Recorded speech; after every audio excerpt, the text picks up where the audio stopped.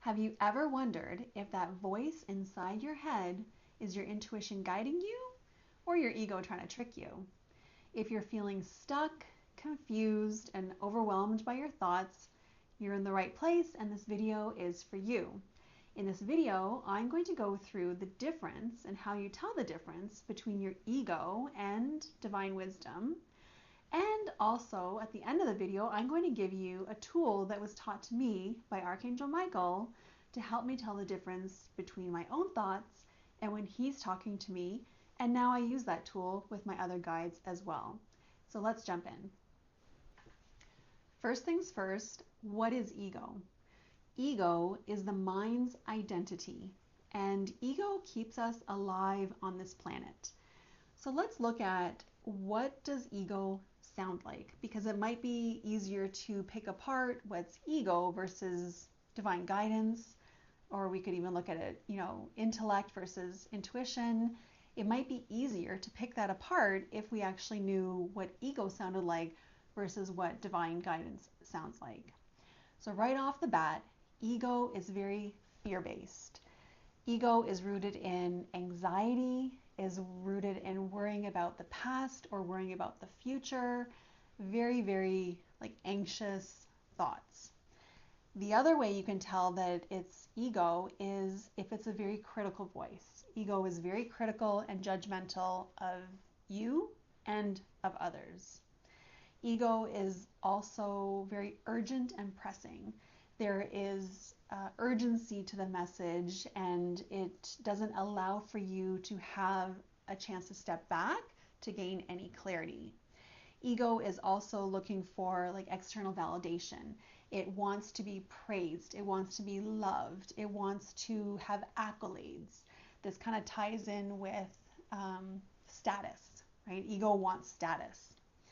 Ego is also comparing to others, looking at what others are doing and comparing itself if it's ahead or behind, gauging its evolution against the evolution of others.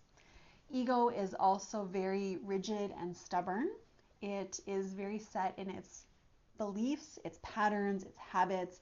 It's not really game for any new endeavors or for you to grow outside of your patterns and habits that you're trying to perhaps transform from. It likes things to stay the same, and it likes the status quo. It's not good with change. Ego also has a fear of rejection and a fear of failure. It does not like to be wrong. It does not want to be rejected by anyone. It wants to be loved by all.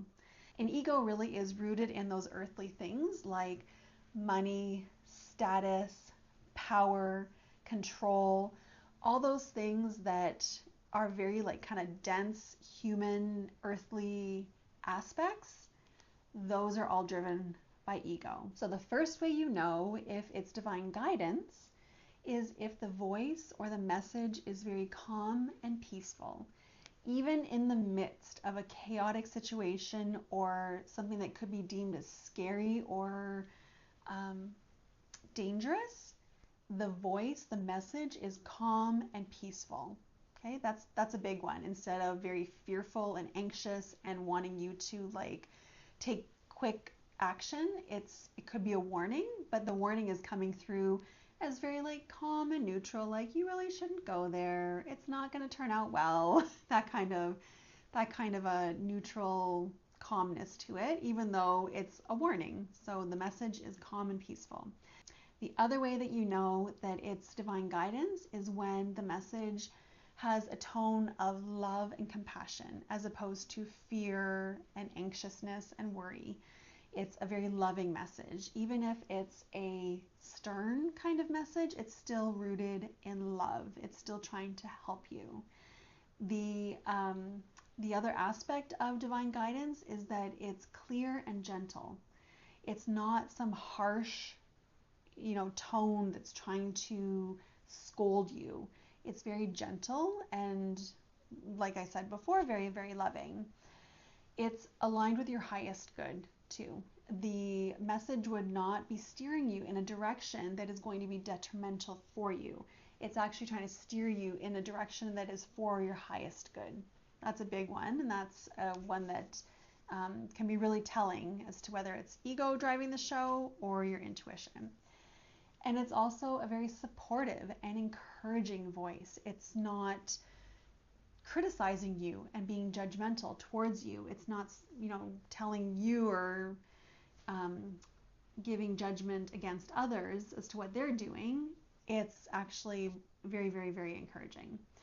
So those are the main characteristics of the divine guidance versus the ego. So now that you have a sense of what ego is like versus what divine guidance is like, now how do you actually quiet your ego so that you can allow that divine guidance, your intuition, to enter your life more readily? There's a few ways, and some of these might resonate, some of them might not, but let's go through each one of them. The first one is if you look at a situation and instead of looking at it from an I perspective, because the ego is all about I, it's about the self, look at it from a we perspective. Look at it from a collective, how can I support the collective? How can I be of service? That type of thing.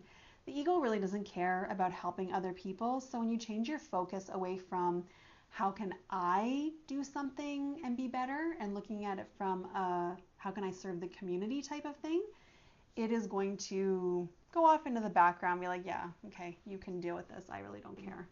Another way is through gratitude. Gratitude, showing gratitude throughout your day, just saying thank you for the clean air that I'm breathing, thank you for the house that I get to live in, whatever it is, you can keep a gratitude journal. The gratitude practice actually shuts down the ego's desire to say that you don't have enough, you are not enough, you are falling behind, all the things that it's saying to criticize where you are in life. That show of gratitude will help to quiet that aspect of the ego. The next tip that I have for you is to observe your thoughts. Actually observe what kind of mind chatter do you have? Are you letting the ego kind of run the show throughout your mind? Are you allowing ego to criticize you, to put you down, to put others down? Observe your thoughts and then catch them. Recognize that you're going down this spiral and catch those thoughts and acknowledge to yourself, I'm choosing not to think those thoughts. I'm choosing to think better thoughts. I'm choosing to think positive thoughts. I'm choosing not to be critical. I'm choosing not to be judgmental, that kind of thing. So observe your thoughts, catch them, and choose different. As you catch those thoughts, also recognize if it's a fear-based thought over a love-based thought. Is this thought rooted in fear, worry, and anxiety, or is the thought rooted in love, compassion, and encouragement? Recognizing the essence of the thought will help you to quickly catch ego versus intuition. Another helpful tip is to practice acceptance and compassion for yourself. The ego loves to be critical. We already know that. But if you practice accepting situations and people for what they are and practice compassion towards yourself and others, it really quickly quiets the ego because the ego almost gets frazzled like, I don't know what to do with this. So try that and see how that works to zip that ego right in the butt. Another one that I found helpful, but I was surprised by, was connecting with nature. Go and spend time in nature, even if it's just sitting in your backyard, walking to the park, walking the dog, whatever it is, spend some time in nature because ego doesn't really care about nature and it gives you space to open up your thoughts for that divine guidance to come in. Even if you don't recognize it, it's still positive thoughts that enter that mind space. And the last tip that I have for you is to create a spiritual practice. This will help to practice the muscle of quieting the ego and allow for more divine guidance to come in. And what could a spiritual practice look like? Well, it could be a number of different things. It could be you journaling. It could be you meditating, doing yoga, going for a run, going for a walk. Wherever you find the ability to quiet your mind and allow yourself to let go of your thoughts is a great spiritual practice to have. One that I just launched a video for is automatic writing. So if you'd like to try automatic writing, you should check out that video. So now on to the big reveal from Archangel Michael. He gave me a fantastic tip that helped me to hone in on when I was thinking my own thoughts versus when he was speaking to me. So let's jump into what that advice and tool was. So what he did is he had me close my eyes and practice talking inside of my head. So instead of me talking out loud like this, I was just thinking thoughts. So as an example, I was thinking the thought, yes, I can hear you. And I got the sense of, well, pay attention to where that thought is being heard in your head.